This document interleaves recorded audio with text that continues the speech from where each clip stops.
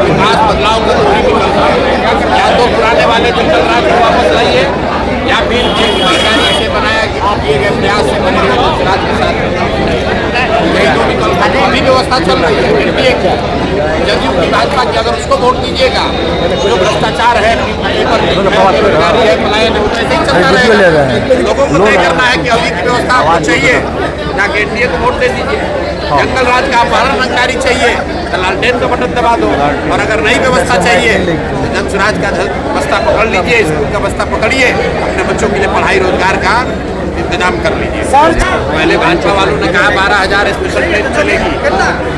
सरकार ने नोटिफिकेशन जारी किया कि 20% डिस्काउंट भी मिलेगा जो लोग आना चाहते हैं। और सच्चाई ये है कि जब इन लोगों को पता चला कि जो लोग बाहर से आ रहे हैं या आना चाहते हैं वो ज़्यादातर लोग बदलाव चाहते हैं, एनडीए के खिलाफ वोट देंगे, जनसुराज को वोट देंगे, तो कई जगहों पर इन लोगों ने ट्रेन बंद कर दी है, लोग नहीं आ पा रहे हैं। लेकिन ये तो हर साल होता है।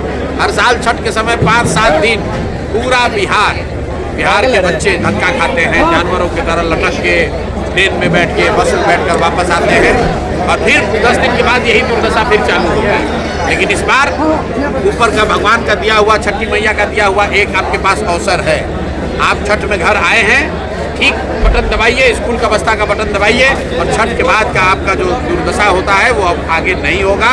इस बात का बिल्कुल आश्वासन जानते हैं कि बिहार के लोग बदलाव चाहते हैं, और 30 साल से उनके पास विकल्प नहीं था, अब उनके पास एक विकल्प है और जनता की बारी है। अब प्रशांत किशोर को जो करना था आपने कर दिया, आपने विकल्प बना कर देना था वो दे दिया। अब जनता की बारी है, आपकी बारी है कि आप जाइए और जाति धर्म नाली गली 5 किलो अनाज मुर्गा भात दारू को छोड़कर हिंदू मुसलमान बनना भूलकर एक बार जाइए और अपने बच्चों की पढ़ाई के लिए, अपने बच्चों के रोजगार के लिए, पलायन बंद करने के लिए, भ्रष्टाचारियों को हटाने के लिए वोट दीजिए, तभी रास्ता निकलेगा।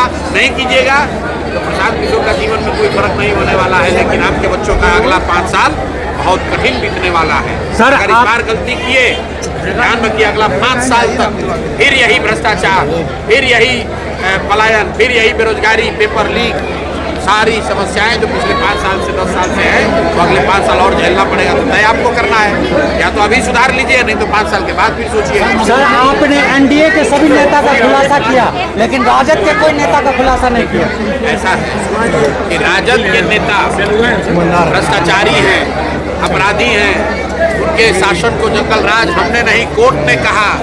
लालू जी पर केस हुआ, मुकदमा हुआ, जेल गए, कानून के तहत अब वो चुनाव भी नहीं लड़ सकते हैं। तो बिहार की एक एक जनता ये जानती है कि राजद के जो लोग हैं ये अपराधी प्रवृत्ति के लोग हैं, ये भ्रष्टाचारी हैं, सरकार में आएंगे तो गलत ही करेंगे। लेकिन उनको हटाकर जिनको सरकार में लाया गया, जिन्होंने अच्छे चाल चरित्र चेहरा का वादा किया, उन भाजपाइयों का, उन जदयू के लोगों का भी चाल चरित्र चेहरा कई मायनों में राजद से के नेताओं से भी बुरा है। इसलिए ये लोग जो कंबल ओढ़ के घी पी रहे हैं, जनता को बेवकूफ़ बना रहे हैं, इसलिए इनका जन्म कुंडली खोला गया है कि सम्राट चौधरी किसी राजद के नेता से ज़्यादा बड़ा अपराधी है, अशोक चौधरी किसी राजद के नेता से ज़्यादा भ्रष्टाचारी है, मंगल पांडे किसी राजद कांग्रेस के नेता से ज़्यादा भ्रष्टाचारी है।